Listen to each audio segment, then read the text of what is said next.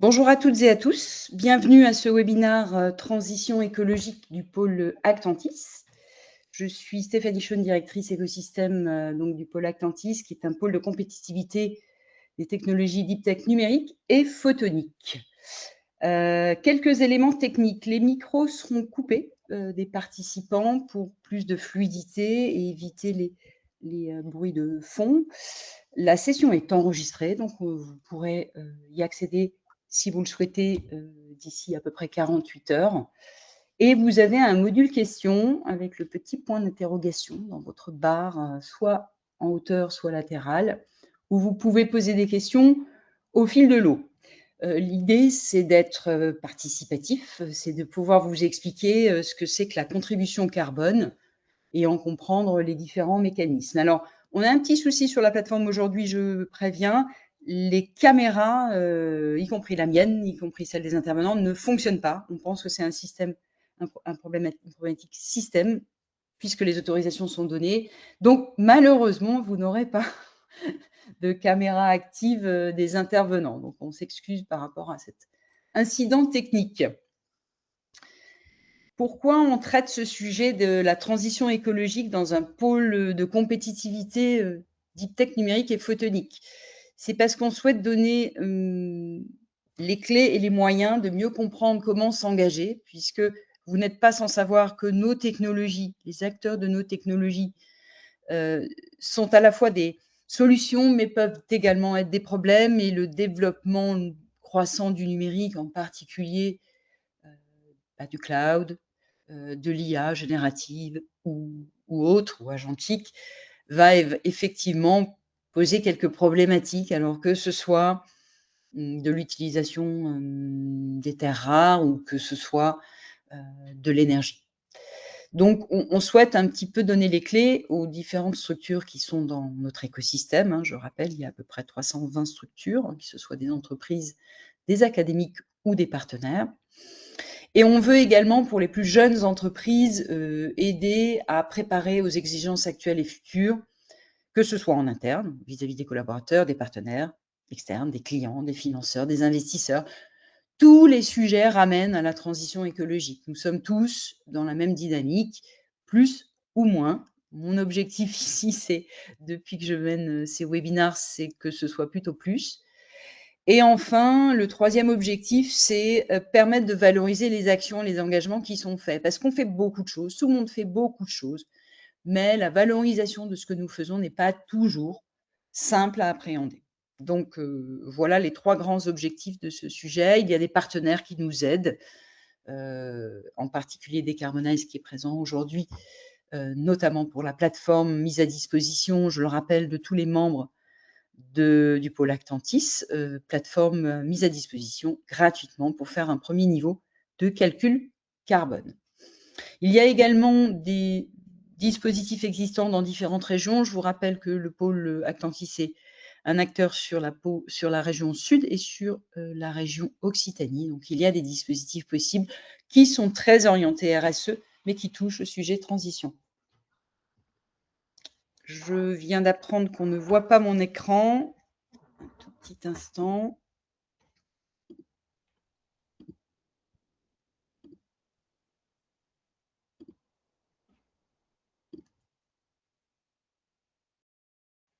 J'espère que mon écran est visible. Oui, il l'est. Parfait. Désolée, donc c'est pas très grave, c'est la première slide, donc tout va bien. Je rappelle le cycle 2026, donc 5 webinaires par an. Le premier avait été consacré au référentiel général d'éco-conception des services numériques, celui-ci aux contributions carbone. Le suivant, sur l'indice de résilience numérique, c'est un sujet qui est encore naissant, donc il est possible qu'on aborde un autre prisme. Puis ensuite, on reparlera de numérique responsable et d'impact. Et enfin, sur les nouveaux matériaux recyclés pour l'efficacité énergétique plutôt hardware. Et je vous rappelle qu'il y a une petite newsletter qui reprend tout ce qui a été fait l'année dernière, hein, donc les 5 webinaires de l'année dernière, de manière résumée. Alors aujourd'hui, on va parler de contribution carbone, des grands principes, des modalités, des exemples et on fera également un focus sur la partie plutôt énergie avec Cédric Choël qui est présent et Grégoire Talbot qui va commencer, donc de la société Decarbonize, à parler de cet aspect contribution et principe. Donc, je vais de ce pas passer la main à Grégoire.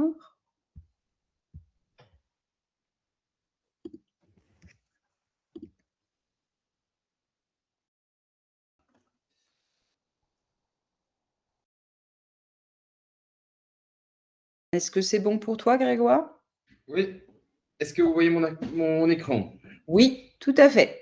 Parfaitement. Bienvenue, en tout cas. Merci beaucoup, Stéphanie. Bonjour à tous. Donc, mon nom est Grégoire Talbot. Je suis le fondateur de la société Decarbonize. Et donc, j'ai un background d'entrepreneur pour avoir créé plusieurs sociétés, dont Decarbonize aujourd'hui qui grandit très fort.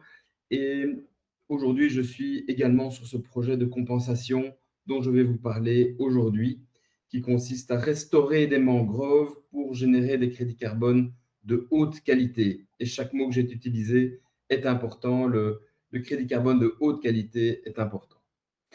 Je vais faire un petit mot sur l'entreprise Decarbonize, puis bien expliquer ce que c'est un projet de compensation. Et puis, troisièmement, expliquer concrètement qu'est-ce que vous pourriez faire en tant que chef d'entreprise ou en tant qu'entreprise pour compenser vos crédits carbone. J'ai plus ou moins 25 minutes de parole, je pense, jusqu'à 11h30. J'essaierai de m'arrêter à temps. Donc, société Decarbonize, vous avez mon nom en bas à droite sur les premiers slides. Donc, n'hésitez pas à m'envoyer un email si vous êtes intéressé par rentrer en contact avec moi. Donc, la mission de Decarbonize, c'est d'aider les sociétés à réduire leur empreinte carbone. Pour cela, on regarde deux choses principalement. On regarde la réduction carbone qui est la courbe avec les petits pointillés. Et parallèlement à ça, on regarde toujours l'aspect financier et notre objectif est de rendre une trajectoire carbone profitable pour les entreprises. Et la manière de rendre cette trajectoire carbone profitable, c'est bien sûr d'agir sur l'énergie, d'agir sur les flux de logistique, les déchets, les compositions des matériaux et des produits que l'on vend, mais également de faire de la compensation. Et on va voir ça ensemble aujourd'hui. On est présent dans 59 pays, donc on suit principalement nos gros clients industriels qui ont des filiales un peu partout dans le monde. On a aujourd'hui plus de 300 clients industriels dans le domaine de la construction et dans différents secteurs. Alors, je voudrais commencer par cette nouvelle équation de la compétitivité industrielle. Donc aujourd'hui, l'Europe, dans tous les pays d'Europe, la compétitivité industrielle est devenue l'enjeu majeur.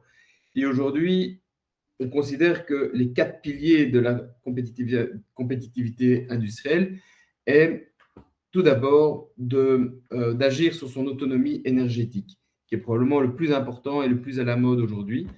L'autonomie énergétique, c'est quoi? C'est revoir son efficacité énergétique dans son industrie. C'est de revoir ses contrats d'énergie que l'on a avec les fournisseurs d'énergie et les producteurs d'énergie. C'est de produire de l'énergie renouvelable sur les sites de production industrielle.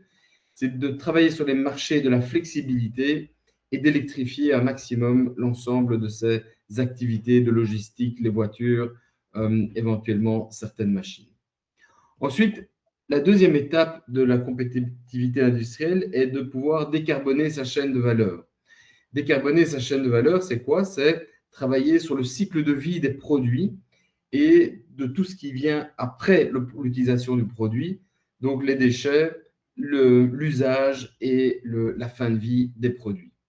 Le deuxième gros sujet de la décarbonation, c'est tout ce qui concerne l'approvisionnement durable, c'est-à-dire aligner tous les fournisseurs pour essayer que tout le monde soit dans le même projet et ait le même objectif de réduction carbone. Et troisièmement, c'est d'être conforme aux lois, aux règles. Donc ici, il y a principalement le CSRD, le CBAM, le B Corp, mais il y a aussi le SBTI et d'autres normes qui sont appliquées au niveau de l'Europe. Le troisième pilier, c'est le pilotage par l'intelligence artificielle. Donc aujourd'hui, de plus en plus de sociétés essayent d'accélérer leur gain d'efficacité grâce à l'intelligence artificielle. Et donc, de plus en plus, aujourd'hui, nous-mêmes, on accompagne beaucoup de sociétés pour essayer d'automatiser toute la partie ESG de manière à ce que ça ne coûte plus un jour homme dans l'entreprise et que tout soit automatisé. Et le troisième sujet, c'est la séquestration carbone. Pour qu'une entreprise soit neutre en carbone et une image positive sur le marché et puisse gagner des appels d'offres, c'est important aujourd'hui de rentrer dans cette logique de séquestration carbone qui risque dans les années suivantes, dans les années prochaines, probablement à partir de 2030, de devenir obligatoire et sera peut-être transformée en une taxe éventuellement pour obliger les sociétés à séquestrer. Et au niveau des leaders européens, Macron l'a annoncé également récemment, de dire on n'atteindra pas nos objectifs de réduction carbone sans soutenir des projets de séquestration carbone nature-based, c'est-à-dire basés sur la nature, c'est ce que je vais vous présenter aujourd'hui, ou basés sur la séquestration carbone, l'enfouissement carbone ou d'autres projets qui permettent de séquestrer le carbone. Pour vous donner un exemple, lorsque on travaille dans une société, ce que l'on fait, c'est on cartographie l'ensemble des activités de la société. Donc, on va regarder ses achats, on va regarder son immobilier, on va regarder ses processus internes, on va regarder sa logistique interne, son énergie, ses déchets, on va regarder sa mobilité, on va regarder le digital footprint, on va regarder la logistique haute, les usages et la fin de vie. Et derrière chacun de ces sujets, on a non seulement des métriques, donc des tonnes, des kilowattheures, des mètres cubes, des litres, des tonnes kilomètres, et on transforme tous ces kilowatts, tous ces métriques, d'une part en tonnes de CO2, mais d'autre part aussi en euros. Et l'objectif, c'est de mettre en place des stratégies carbone qui permettent de réduire le CO2, mais aussi d'améliorer la profitabilité de l'entreprise. Et donc, de plus en plus, aujourd'hui, on travaille avec l'intelligence artificielle pour que ça ne coûte pas trop cher à l'entreprise pour faire cette cartographie. Et on travaille, bien sûr, avec ce qu'on appelle dans le jargon de l'IA, des expert judgment, c'est-à-dire des cerveaux humains qui sont encore capables de juger sur base de leur expérience, est-ce que le travail qui a été préfet par l'intelligence artificielle a été bien fait. Donc, il y a toujours une validation humaine et une analyse humaine et un pilotage humain qui se fait sur ce type de projet. À l'issue de cette analyse, de cette collecte de data, de ces calculs, on peut établir l'empreinte carbone d'une entreprise. Par exemple, cette société-ci, elle émet 584 000 tonnes de CO2 par an, donc c'est beaucoup, et principalement par l'utilisation et les achats. Il y a des leviers sur lesquels elle peut agir et il y a des leviers sur lesquels elle ne peut pas agir. Elle peut agir souvent sur son énergie interne, sur sa mobilité, sur le type de produit qu'elle utilise, mais parfois il y a des domaines comme les achats ou l'utilisation, par exemple, qui représentent beaucoup, sur lesquels ils ne peuvent pas agir. Et c'est à ce moment-là que la compensation carbone peut prendre tout son sens. Je terminerai par ce slide-ci pour montrer un projet de réduction carbone interne à une entreprise. Donc, l'entreprise, à la fin de la mission, elle définit une série d'actions de réduction. Par exemple, changer son éclairage, mettre en place des systèmes HVAC, mettre en place des panneaux solaires, électrifier une flotte, mettre en place une politique d'achat durable ou bien mettre des pompes à chaleur. Et derrière chacune de ces actions, on va déterminer les tonnes de CO2 qui ont été réduites, quel est le CAPEX ou l'investissement qui a été nécessaire, quels sont les savings en termes de coûts ou en termes de génération de revenus, quel est le payback, quel est l'IRR, donc le retour sur investissement, et alors quelle est la priorité. De manière à pouvoir déterminer quel est l'objectif dans le bloc 2 de la réduction carbone. En 3, on va avoir un graphique qui va déterminer quels sont les revenus en vert que l'on va générer, les investissements en gris, et en rouge, on a la courbe de cash flow. Et donc, c'est cette courbe-là qui va déterminer quel est le budget nécessaire pour un ESG manager ou un CFO pour aller demander à son board, l'autorisation de son board ou à sa banque pour pouvoir financer son plan de réduction carbone. Mais ça ne peut fonctionner que si cette trajectoire carbone, de nouveau, est profitable. J'insiste là-dessus, aujourd'hui, c'est vraiment essentiel. Et à la fin, on détermine une roadmap qui détermine l'ensemble des actions. Alors, les avantages pour une entreprise de s'inscrire dans une trajectoire carbone et de tendre, je dis bien tendre, vers une neutralité carbone. Tout d'abord, ça permet de réduire ses coûts. Donc, on a vraiment démontré que derrière chaque projet de réduction carbone, on réduit les coûts d'énergie, on réduit les coûts d'achat de matières premières, les coûts, on essaie de valoriser les déchets, on essaie de valoriser la fin de vie des produits. On rend l'entreprise beaucoup plus résiliente, donc elle crée des nouveaux business et elle se développe de manière beaucoup plus durable. Elle est beaucoup plus conforme et elle permet également de booster ses ventes et de devenir beaucoup plus attractive au niveau des employés, de créer une vraie culture d'entreprise qui est très, très importante dans les sociétés. Et la compensation carbone s'inscrit clairement dans ces deux bénéfices-là. Donc, booster les ventes parce qu'on va proposer des nouveaux business models avec la compensation carbone et on va devenir beaucoup plus attractif parce que l'entreprise consacre une partie de ses bénéfices à des projets qui sont bons pour le climat.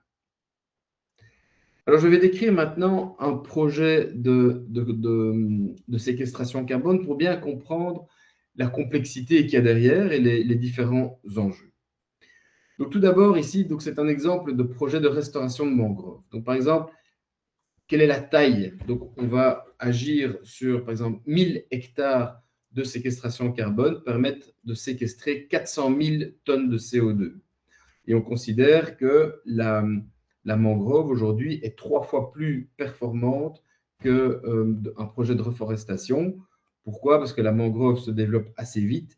Elle peut séquestrer le carbone non seulement dans ses branches, dans ses différents troncs, mais également elle peut séquestrer, ses racines sont profondes et elle peut séquestrer dans le sol un certain nombre de quantités de CO2. La deuxième chose, c'est le type de crédit carbone que l'on veut émettre avec ce type de projet. Donc, il y a plusieurs sortes et la gamme la plus élevée aujourd'hui, ce sont les crédits carbone VM0033, donc qui sont les Blue Carbon, qui sont certifiés par différents organismes. Aujourd'hui, le marché, globalement, veut acheter des crédits carbone de qualité. Il y a eu beaucoup de projets qui ont été mal gérés et que l'on peut qualifier de greenwashing parce qu'ils ont été mal gérés sur le long terme. Des forêts qui ont été plantées puis qui ont été rasées 4 ans plus tard, ou des incendies qu'il y a eu, ou des entretiens qui n'ont plus été continués. Tout ça a détérioré l'image de la compensation. Donc aujourd'hui, c'est important de se concentrer sur des projets avec des crédits carbone certifiés.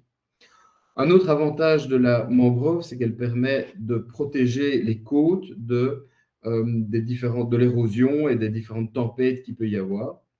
Et quatrièmement, un autre avantage de la mangrove, c'est qu'elle génère une biodiversité excessivement élevée parce que beaucoup de poissons reviennent lorsqu'il y a des mangroves pour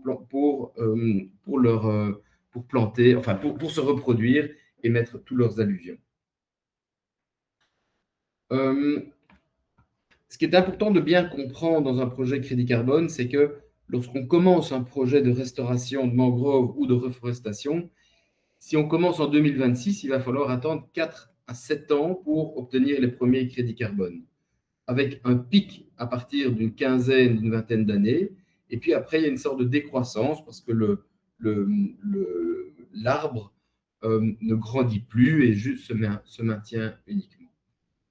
Donc, cette courbe est très, très importante lorsqu'on fait des projections financières de crédit carbone. Entre le moment où on investit et le moment où on peut toucher ces crédits carbone ou revendre ces crédits carbone, il faut un certain temps.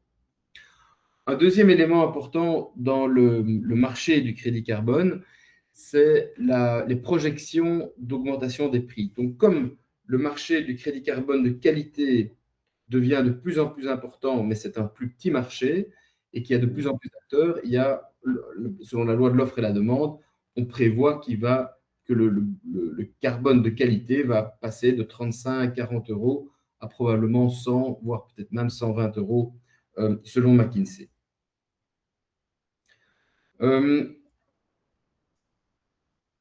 Lorsque d'un point de vue opération, d'un point de vue opérationnel, lorsque l'on commence un projet de compensation, la première chose à faire est de créer des pépinières. Donc, on crée des pépinières où on achète des arbres à des pépinières qui produisent par exemple, ici, ce sont des palétuviers en grand nombre. Ensuite, ces palétuviers sont plantés.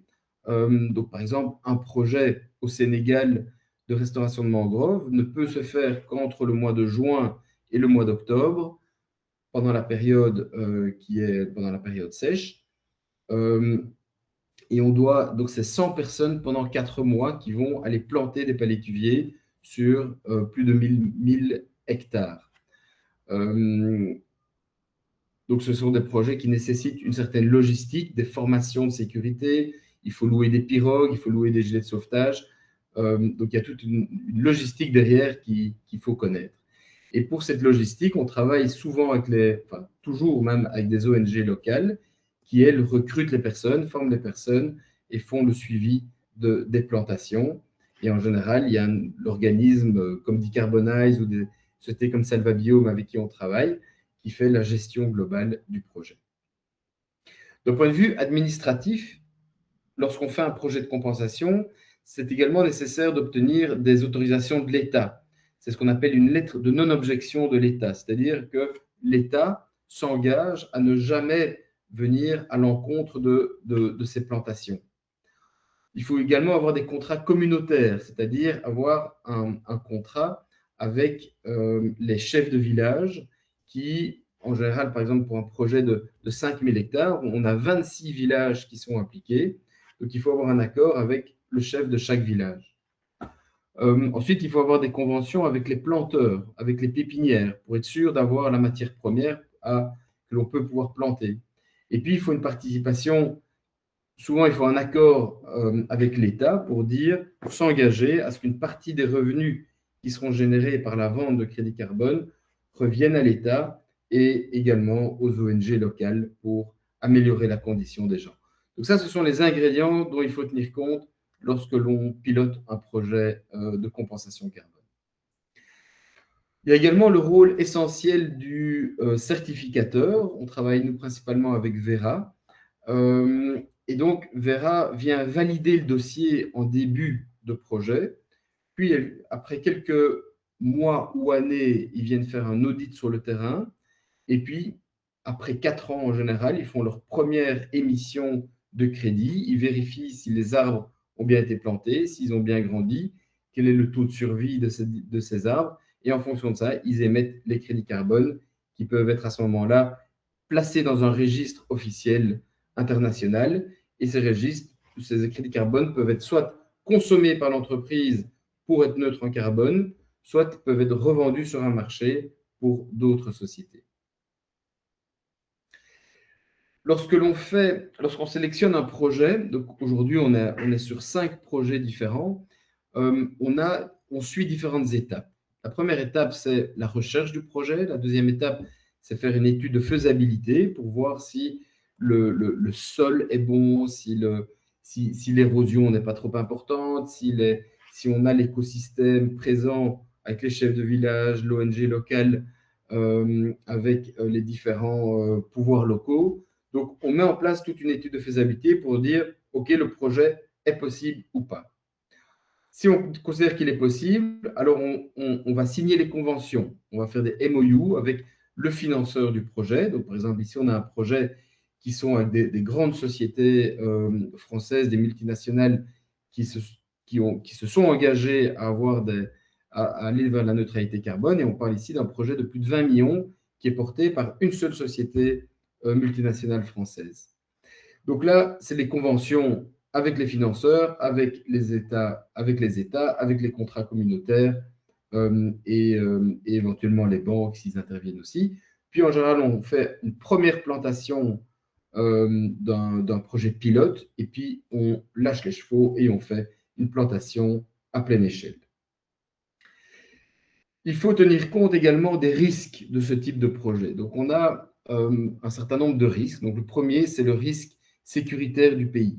Donc, par exemple, il y a un projet qu'on a refusé qui est pour le Congo parce que c'est dans une zone qui est trop proche des conflits armés.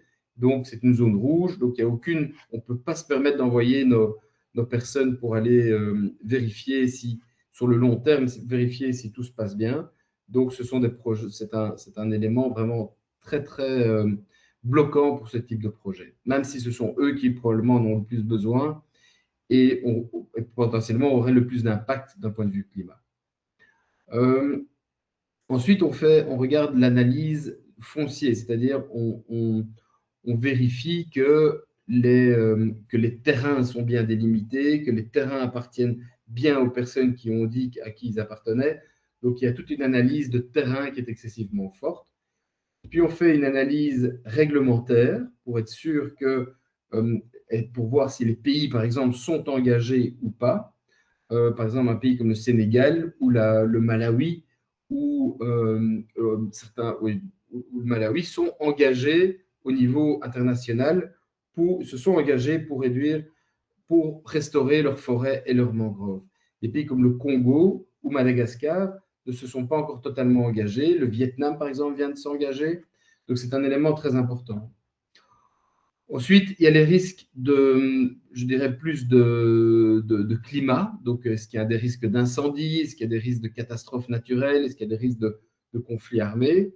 Il y a le risque lié à l'opérateur, donc l'ONG locale, la stabilité politique.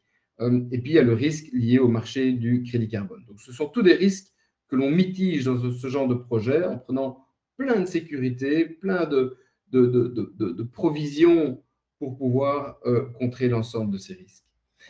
Et un des éléments majeurs pour contrôler ces risques, c'est toute la technologie qu'on appelle la technologie MRV. C'est une technologie qui permet donc, il y a 3 niveaux. On part d'images satellites pour pouvoir analyser les terrains de manière globale. Ensuite, on fait une analyse avec des drones que l'on fait circuler autour des surfaces pour voir plus proche l'évolution de la mangrove ou de la forêt. Et puis, on fait des analyses de sol.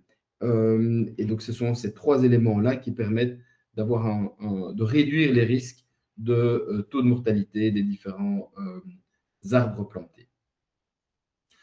Alors, l'ambition du projet que l'on mène aujourd'hui et quel est l'intérêt pour une entreprise aujourd'hui de participer à ce type de financement? Tout d'abord, le premier intérêt, c'est d'avoir un impact climatique réel. Donc, clairement, aujourd'hui, un arbre en Afrique ou une mangrove en Afrique où il y a du soleil qui garde ses feuilles toute l'année a beaucoup plus d'impact en termes de séquestration carbone et un impact également sur les populations qu'un projet que l'on pourrait faire en France ou dans d'autres pays. Ça ne veut pas dire qu'il ne faut pas faire les projets en France qui sont excellents aussi et qui sont nécessaires pour la biodiversité, mais l'impact de séquestration carbone est souvent plus élevé dans ces pays-là. Deuxièmement, si vous participez à ce genre de projet, c'est essentiel de viser des projets de qualité. Il faut du carbone de qualité, sinon, dans 2-3 ans, vous risqueriez d'avoir un retour de flamme de votre marché. Et troisièmement, aujourd'hui, on recommande en général aux entreprises d'investir un peu plus que ce qu'ils doivent investir pour être juste neutre en carbone, pour pouvoir revendre une partie de ces crédits carbone pour générer un retour sur investissement sur leur financement. Et donc, avec ce mécanisme-là, ils investissent à bas prix sur des projets de qualité, par exemple à 7 € la tonne, et quelques années plus tard, 7 ans, 10 ans, 15 ans plus tard, ils peuvent revendre ces crédits carbone en ayant un retour sur investissement qui est excessivement élevé. Ça permet de financer la neutralité carbone, ce qui est plutôt positif. Voilà, la taille du marché, selon les prédictions aujourd'hui, la taille du marché est de 2 milliards de dollars. et devrait évoluer vers 40, voire 80. Donc, ce sont des indicateurs de croissance de 24%, ce qui est gigantesque comme attractivité de marché. Notre ambition, donc, avec le projet Blue Carbon, c'est de restaurer entre 30 000 et 40 000 hectares de mangroves et de forêts. Cette surface serait structurée en 8 projets différents. Donc, on va essayer de faire 1 à 2 projets par an pour être vraiment focus. L'objectif est de séquestrer entre 20 et 30 millions de tonnes de CO2. Et cet investissement, ça demande un investissement entre 40 et 100 millions d'euros. Donc, pour ça, on va avoir des financiers, on va avoir des industriels, on va avoir des particuliers. Et ces 40 millions d'investissements peuvent générer entre 600 et 800 millions d'euros potentiellement de revente de crédit carbone, sauf si l'entreprise garde un certain nombre de crédits carbone pour être neutre en carbone. À qui s'adresse cette opportunité? Donc, principalement à des sociétés industrielles qui se sont engagées dans cette logique net zéro, à des fonds d'investissement pour co-investir, à des family office et même des particuliers. J'ai plusieurs relations qui veulent participer à ce projet parce qu'ils considèrent qu'ils ont pris l'avion toute leur vie et qu'ils ont participé à trop de sociétés qui étaient négatives pour le climat et ils se disent aujourd'hui, j'ai envie de rendre un petit peu tout en investissant de manière rentable pour justifier tout ce qu'ils ont fait. Enfin, justifier, ce n'est pas le bon mot. Le projet Natengue, donc c'est notre premier projet pilote que l'on a lancé. C'est un projet qui concerne la restauration de 5000 hectares de mangroves. Ce sont des crédits de qualité. C'est 22 villages entre la Casamance et le Sine Saloum au Sénégal. Et on a l'ambition de séquestrer entre 2,4 millions de tonnes de CO2 sur les 15 prochaines années et probablement 5 millions en 30 ans. On fait ça avec la société Salvabiome, qui est une super société qui gère l'ensemble de ces projets sur le terrain. Et donc, l'activité principale, c'est plantation de rhizophora. Donc, c'est un type de palétuvier. Derrière ça, on a encore 4 autres projets qui sont à l'étude. Un projet au Congo de 10 000 hectares de reforestation, un projet au Malawi de 12 000 hectares, un deuxième projet au Sénégal et un projet à Madagascar. Et tous ces projets sont encore au stade d'analyse parce qu'ils n'ont pas encore été totalement qualifiés. Un exemple d'investissement, par exemple, c'est un particulier peut mettre 100 000 euros, une petite entreprise met en général 250 000 euros et une grande entreprise peut mettre plusieurs millions pour compenser leurs tonnes de CO2. Voilà, j'espère avoir été complet et je serai ravi de répondre à vos questions. Merci beaucoup, Grégoire. Est-ce que vous avez des questions? Vous avez un petit module questions, si vous souhaitez donc les poser à l'écrit pour Grégoire. Et moi, j'ai quelques questions, si jamais il n'y en avait pas, parce que c'est passionnant en tout cas. Merci beaucoup. Donc, s'il n'y a pas de questions, moi j'en ai une, enfin j'en ai même plusieurs en fait. Mais tu as bien répondu sur la notion de coût. Je me posais la question, ça peut coûter combien de s'engager? Tu as répondu à cette question déjà, hein, que ce soit pour une entreprise ou un individu. Mais pour moi, c'est toujours pas assez clair le sujet de comment on comptabilise. Alors, je m'explique. Quand on fait son calcul carbone, son bilan carbone, on comptabilise. Tu as fait un exemple en début de présentation. Oui. Quand on décide d'avoir un impact et qu'on va effectivement là où il y a le plus d'impact, on a bien compris qu'en Afrique, il y en a plus effectivement pour les populations locales, pour la nature, peut-être qu'en France ou en Europe en général, on va dire. C'est des estimations qu'on fait, j'imagine, de ce qui va se produire en comptabilisation, ce que ça va donner. Tu te donnes toi-même des fourchettes de 20 à 30 000 tonnes de CO2, etc. Donc, comment on fait ensuite quand on vend le crédit carbone, donc on le met à disposition, ce crédit carbone, pour faire que les choses soient garanties, c'est-à-dire que ce que moi j'aimais, donc ma comptabilisation carbone à moi, bon, ok, je la connais, ça fait tant, je ne sais plus ce que tu avais donné comme exemple. Mais de l'autre côté, est-ce qu'on est sûr de ce qui va sortir en termes de croissance de cette mangrove, etc. On estime, comment ça marche en fait? Est-ce qu'on est sur des choses très très réelles ou au contraire, ça reste des estimations? Tu vois ce que je veux dire? Est-ce que tu Oui, comprends oui, bien? tout à fait. Alors, bon, ça reste des estimations, Ok, mais il y a quand même un certain nombre de... C'est quand même des analyses scientifiques excessivement précises. C'est-à-dire d'accord. qu'on va analyser, j'ai remis ici la photo du centre où on voit les espaces qui sont, défrichés. Mhm. Euh, on a des photos avant, des photos après, et on peut calculer quelle est la quantité et le volume de palétuviers qui ont poussé et qui ont généré, qui ont grandi. Et un palétuvier, ce sont des arbres qui ont été étudiés par des scientifiques de manière excessivement détaillée. On peut déterminer en fonction de la taille du tronc euh, quelle est la quantité de carbone qui a été séquestrée par ce palétuvier-là. Et on sait qu'entre Ok. 8 et 12 cm, ça représente autant de séquestration de carbone. Et donc, on regarde quelle est la surface qui a été remplie et on regarde le taux de survie des différents palétuviers. Et donc, et on fait des statistiques à ce niveau-là. Et ça, c'est ça qui est audité par Vera, par l'auditeur Vera, qui Ok. vient aussi avec des modèles. Et donc, ces modèles se confrontent et puis il y a un accord sur les crédits carbone. Donc, c'est une démarche vraiment scientifique qui est faite de manière excessivement sérieuse. Ok, très bien, merci beaucoup. J'ai une dernière question et je donnerai la parole à Laure Bourgois qui avait levé la main. Tu parlais de technologie pour surveiller. J'ai bien noté cela. Il y a de la Oui, technologie avec des images satellites et d'autres typologies de technologies. oui. Est-ce que ce que produit l'impact carbone de ces technologies-là qu'on utilise dans la phase du projet sont bien prises en compte parce qu'elles-mêmes sont génératrices?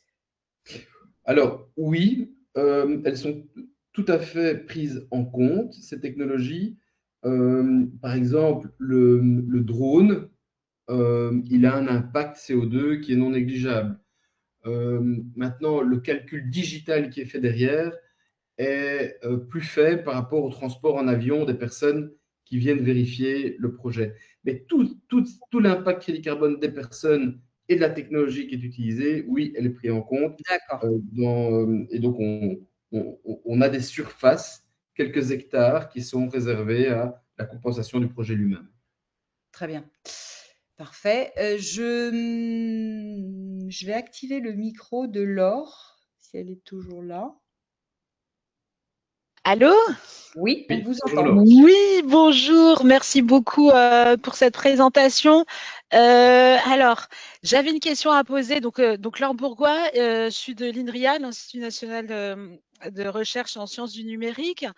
Et ma question rejoint la seconde question de Madame. À un moment, vous parlez de pilotage par l'IA, du coup alors, parce qu'à un moment, j'ai été un peu déconcentrée, donc peut-être vous avez donné les informations à un moment où j'ai dû appeler par téléphone. Mais j'ai deux questions par rapport à ça. La première rejoint la question de Madame, c'est-à-dire, est-ce que vous avez caractérisé l'empreinte carbone de l'IA, de ce que vous appelez l'IA? Et deuxièmement, est-ce que c'est des technologies souveraines?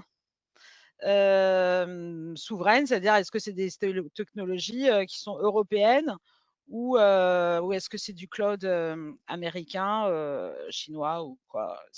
Voilà. C'est des questions qui m'intéressent.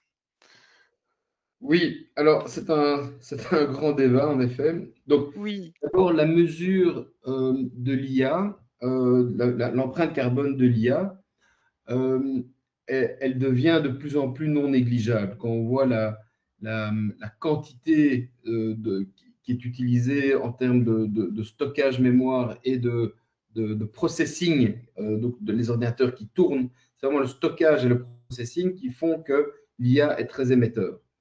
Alors, il faut savoir que les Google, les Microsoft, les mêmes Claude, Anthropic ce sont des sociétés qui construisent aujourd'hui leurs serveurs plutôt dans les régions du Nord, qui produisent, aujourd'hui, lorsqu'ils construisent des data centers, ils construisent à côté d'une centrale nucléaire où ils ont eux-mêmes l'intention de construire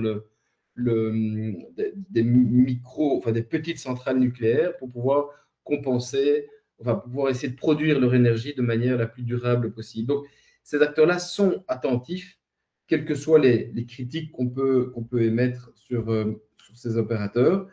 Mais personnellement, je pense que dans le futur, ça deviendra une contrainte. Ça deviendra vraiment une contrainte. On pourra utiliser l'IA à condition que l'IA utilise de l'énergie qui est supplémentaire ou qui est gérée de manière autonome par le producteur de l'IA.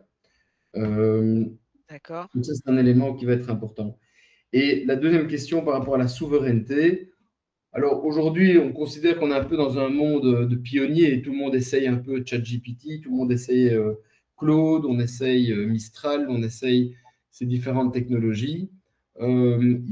Chaque mois, il y en a un qui devient plus puissant que l'autre. Aujourd'hui, tout le monde parle de Claude, mais peut-être que ChatGPT 5.5 est considéré comme plus puissant. Donc, il y a encore une immaturité dans ce marché qui est énorme. Et aujourd'hui, quand je vois mes clients, il y en a peu qui ont vraiment fait le pas en avant et ils sont tous dans un contexte où ils testent l'une ou l'autre technologie. Mais les gros clients aujourd'hui, pour des raisons de sécurité et de souveraineté, sont très méfiants et avancent très doucement. Ça, c'est ce que je constate aujourd'hui sur le marché. Il ne faut pas oublier aussi, je me permets d'intervenir, qu'aujourd'hui, quand on parle d'indice de résilience numérique, si vous prenez l'ensemble des structures, là je vais parler plutôt privé, mais même public au jour d'aujourd'hui, on n'est pas encore avec une solution souveraine française, là si on parle de la France, pour l'État, on est à 85 à 88% dépendants. Donc cette dépendance, elle ne va pas disparaître du jour au lendemain. Oui. Bah, d'où ma question, en fait. C'était oui, en effet. Donc, finalement, c'est un peu le temps de la mangrove. Oui. Pour qu'elle devienne, ou peut-être qu'on aura une chance d'aussi évoluer sur notre taux de dépendance. Très bien. Bah, merci beaucoup. Merci à vous. On va passer, merci beaucoup en tout cas, Grégoire. On va passer à la présentation de Cédric. Je vais passer la main à Cédric, qui va parler plutôt d'énergie, là, du coup. C'est très intéressant, le lien. Hop.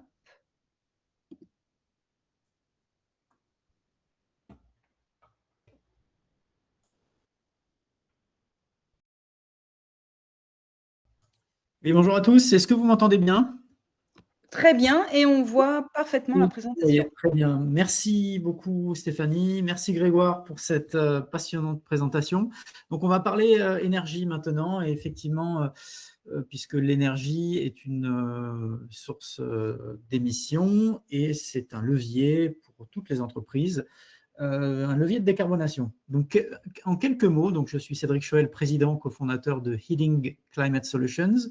Donc, notre rôle, c'est d'accompagner les entreprises dans la réduction de leurs émissions au travers des énergies et essentiellement de ce qu'on appelle le scope 1.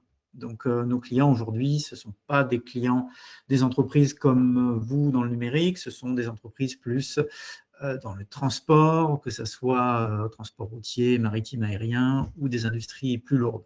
Néanmoins, la bonne nouvelle, si on fait un rappel de ce que sont les scopes 1, 2 et 3, la bonne nouvelle, c'est qu'il n'y a pas que dans le scope 1, c'est-à-dire vos émissions opérationnelles, que vous pouvez réduire. Il y a également des réductions qui sont possibles dans votre scope 2, c'est la consommation de vos énergies, et votre scope 3, c'est votre chaîne de valeur, notamment la partie logistique.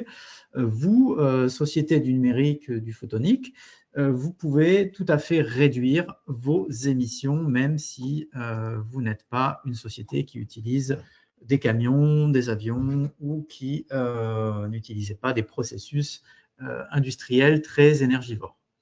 Donc, Après la présentation, effectivement, sur les crédits carbone, qui est une très bonne façon de compenser vos émissions, on va parler pendant ces quelques minutes d'une façon, via les énergies, scope 2 et 3, de réduire vos émissions, vous, en tant qu'entreprise du numérique. Et donc, ce qu'il va falloir comprendre, c'est qu'effectivement, vous n'avez pas besoin toujours physiquement de consommer une énergie verte pour réduire vos émissions. Les types d'énergie qu'on va évoquer aujourd'hui sont essentiellement l'électricité et j'ai sélectionné également le carburant aérien, puisque j'imagine que vous prenez l'avion pour aller à des congrès ou rencontrer vos propres clients. Donc, on va s'intéresser à finalement un système qui s'appelle le Book and Claim, qui est une décorrélation entre le flux physique et l'attribut d'énergie décarbonée que vous pouvez acheter en tant qu'entreprise du numérique. Donc, le flux physique, il se fait en plusieurs étapes. Dans un premier temps, vous avez évidemment un producteur d'énergie, par exemple d'énergie qu'on appelle le SAF, Sustainable Aviation Fuel, qui est un type de kérosène hautement décarboné.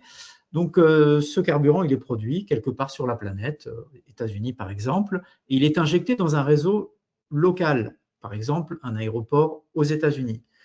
Vous, en tant qu'entreprise, vous n'avez pas accès à ce carburant qui est injecté dans un réseau américain. Mais néanmoins, si ce producteur a mis à disposition son carburant de manière numérique sur une plateforme, vous pouvez très bien acheter ce carburant, même si vous ne le consommez pas directement. Donc, c'est là, en effet, qu'on passe dans le deuxième flux, qui est un flux environnemental, où, effectivement, l'attribut, il est détaché du carburant physique. Il est vendu sous forme d'un certificat que vous, en tant qu'entreprise, vous pouvez acheter au titre de votre scope 2 ou scope 3.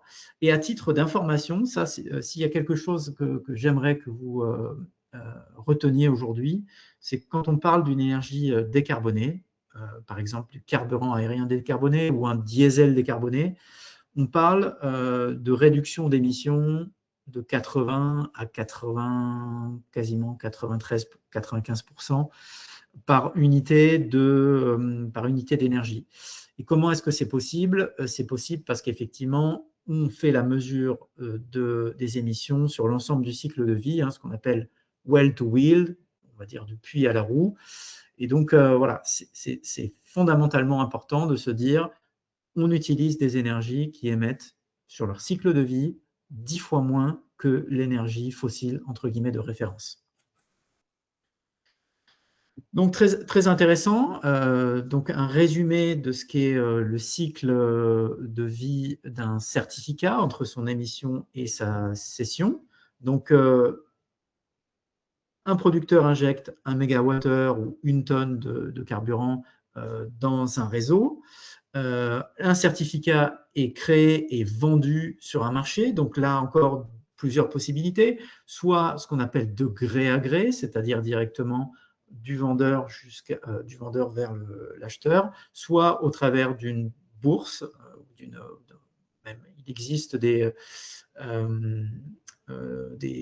systèmes d'enchères. Il est attribué donc à la personne ou à l'entreprise qui l'achète pour son propre bilan carbone, et bien sûr, pour éviter le double comptage, il est à ce moment-là revendiqué et annulé, détruit sur le registre dans lequel il figurait. Donc, pas de double comptage, évidemment, pour bien suivre les réductions à l'unité. Donc, un exemple, vous voyagez pour un congrès, vous rendre à un congrès ou rencontrer des clients, vous prenez l'avion, vous souhaitez décarboner votre logistique, vous pouvez très bien acheter des certificats de SAF, Sustainable Aviation Fuel, auprès des compagnies aériennes directement. Donc, il existe des programmes corporate, notamment en Europe, comme vous le voyez chez Air France, KLM ou Lufthansa. Donc, c'est un choix délibéré personnel. Donc, il y a un surcoût à acheter et vous avez effectivement la possibilité d'en acheter en plus grande quantité chez des producteurs comme le finlandais Neste ou Sky Energy. Et effectivement, il y a également des sociétés qui se sont créées, qui sont des plateformes SaaS, telles que Choose, qui permettent vraiment aux entreprises d'acheter directement des certificats. Vous avez même des courtiers spécialisés. Ainsi, donc, vos réductions seront directement comptabilisées pour votre entreprise. Vous pouvez en acheter autant que vous souhaitez, bien sûr, en fonction de l'investissement que vous souhaitez, bien sûr, faire dans ce poste de dépense. Une autre façon qui est importante et pour vous, société du numérique, donc, c'est de sourcer de l'électricité qui soit bas carbone. Donc, plusieurs façons de faire, comme vous êtes en général fortement utilisateur d'électricité, que ce soit dans vos data centers, dans vos serveurs. Donc, vous pouvez, via votre fournisseur, souscrire à une offre énergie verte. Donc, côté électricité, le certificat, c'est ce qu'on appelle une garantie d'origine ou une GO. Vous pouvez en acheter sur le marché direct, notamment c'est le cas pour des gros volumes, par exemple des data centers qui peuvent acheter des grosses quantités de garantie d'origine directement sur un marché qui permet de séparer, de découpler la consommation effective du crédit, du certificat qui est utilisé. Et bien sûr, vous avez aussi des courtiers spécialisés. Alors en France, le courtier qui fait référence, la plateforme de référence, c'est EEX, mais vous en avez également d'autres, bien sûr, qui sont très pertinents sur ce sujet. Donc électricité, là encore, permet de réduire de parfois plus de 90% vos émissions. Et là, c'est vraiment du tangible, parce que même si ce ne sont pas des électrons verts qui transitent dans vos serveurs, dans vos data centers, évidemment, c'est un système global qui permet d'attester que ces mêmes électrons verts ont bien été utilisés à un endroit dans le monde. Quelques notions de prix et de budget. Donc, pour une garantie d'origine de type électricité verte, donc vous aurez un premium, un supplément de 1 à 3% de votre facture d'électricité, donc assez accessible. Pour une tonne de SAF, alors je vais expliquer ce qu'est une tonne de SAF. Quand vous prenez l'avion, vous pouvez très bien décider d'acheter une quantité de SAF qui est à votre main, hein, vous achetez ce que vous voulez. Le SAF aujourd'hui en produit pur, il est entre 2 à 3 fois plus cher que le carburant qu'on appelle le kérosène ou jet A1. En revanche, il est utilisé aujourd'hui très très majoritairement de manière mixée, c'est-à-dire quand vous allez acheter du SAF, vous allez acheter du SAF avec un mix de quelques pourcents. Donc, la facture pour vous décarbonée sera plus allégée. Et donc, effectivement, si vous souhaitez acheter une tonne de SAF, bien sûr, ce sera de l'ordre de 2 000 €. Et après, bien sûr, si vous souhaitez également décarboner votre logistique en admettant que vous faites livrer régulièrement du matériel par bateau, vous pouvez également œuvrer côté biofuel maritime avec des prix de environ 120 à 200 € la tonne. Donc, quelques plateformes Book and Claim. Je vous ai parlé de EEX pour l'électricité. Donc, c'est European Energy Exchange, donc qui est vraiment un registre qui fait référence notamment en France, hein, c'est le registre vraiment officiel. Après, pour ce qui est du carburant aérien décarboné, donc vous aviez la plateforme Avelia, qui est une plateforme d'origine Shell, où vous avez effectivement la plateforme Saba, qui vous permettent d'acheter quand vous voyagez du SAF. Et puis, vous avez également un prestataire donc, de logistique, bien sûr routière, aérienne et maritime, qui permet d'acheter différents types d'énergie, quelle que soit, on va dire, la logistique utilisée. Donc, c'est votre choix en tant que société du numérique, c'est votre choix de décarboner votre scope 2 et votre scope 3. Le scope 3 va représenter la majorité de votre empreinte. Et effectivement, vous pouvez choisir, que ce soit pour des raisons, comme le disait Grégoire tout à l'heure sur son sujet, que ce soit pour des raisons d'image d'entreprise, de création d'une culture d'entreprise, d'opérer les ventes également, en se distinguant de ses confrères et compétiteurs, et effectivement pour des raisons de conformité tout simplement, et conformité et d'image par rapport à vos investisseurs actuels et futurs, qui demandent des preuves de réduction réelle et en plus des compensations. Donc c'est un outil vraiment que je vous incite à considérer dans les prochaines années. Donc voilà, vous faites le choix en tant que société numérique de décarboner, même si, comme je le disais tout à l'heure, vous n'avez pas des opérations en scope 1 qui sont très émettrices, mais vous avez de quoi, au travers vos scopes 2 et 3, décarboner de manière significative, donc jusqu'à 90% de vos scopes 2 et scope 3 au travers des certificats. Voilà, je reste disponible si vous avez des questions sur la mécanique. Merci à tous. Merci beaucoup, Cédric. Très clair, on a appris plein de trucs. Est-ce qu'il y a des questions, éventuellement des auditeurs, pour lever la main? Moi, j'avais une question, mais ça a été répondu. C'était le prix. Je voulais comprendre ce que ça impliquait. Voilà, pour des jeunes entreprises. Voilà. Alors, effectivement, côté électricité, bon, vous avez vu, c'est un surprix, ou enfin, ce qu'on appelle un premium de 1 à 3%. Donc, ça peut être tout à fait conciliable d'une stratégie, d'une trajectoire de décarbonation à surcoût modeste. Bon, pour le carburant aérien, bon, effectivement, j'imagine que vous n'achetez pas des dizaines de tonnes chaque année. Donc là encore, ça va ça va représenter quelques dizaines d'euros sur un voyage, quelques dizaines d'euros complémentaires sur un voyage. Voilà. Effectivement, il y a de plus en plus, en tout cas, on en connaît de plus en plus, des sociétés du numérique qui font beaucoup du soft, on va dire plutôt, qui tendent vers le net zéro et qui cherchent effectivement à commencer ou à acheter des certificats quand ils sont obligés de prendre des transports. Exactement. Et alors, pour illustrer, donc je ne vais pas la citer, mais c'est une immense société américaine qui fait notamment des logiciels qu'on utilise tous, qui décarbone depuis quelques années énormément, au travers notamment d'une politique de voyage corporate où systématiquement, quand les salariés de cette société voyagent, que ce soit sur le territoire américain ou à l'étranger, donc ils achètent par centaines de tonnes du carburant aérien décarboné, plus bien sûr de l'électricité. Donc c'est effectivement, certains gros du secteur le font déjà, mais c'est tout à fait accessible. C'est vous qui décidez combien vous souhaitez décarboner et en fonction de votre budget également. Parfait.